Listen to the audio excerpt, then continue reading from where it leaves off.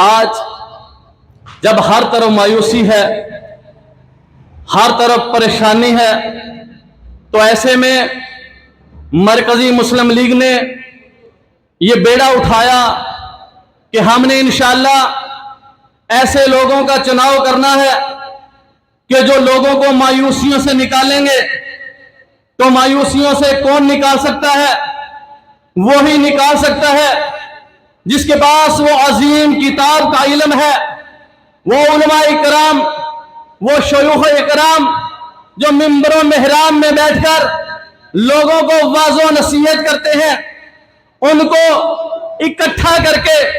اتحاد امت کی دعوت دے کر ان کو ایک تسبیح میں پرو کر معاشرے میں پیش کیا جائے گا، تاکہ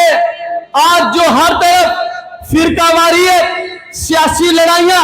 زبان بیس پر، صوبائیت بیس پر، مذہبی مسالک بیس پر ہے، ان سب کو ختم کر کے ان لڑائیوں سے باہر نکل کر اپنے اسلام کے لیے، اپنے وطن کے لیے، اپنے اس امت کا جو مشن تھا اس کے لیے ان کو اکٹھا کر کے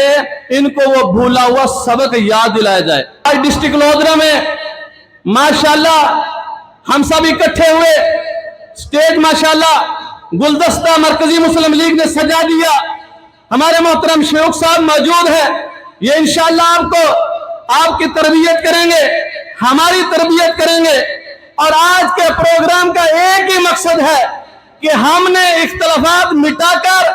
اپنے منبر و محراب سے اتحاد کا درس دینا ہے، اور ہم نے اپنے منبر و محراب سے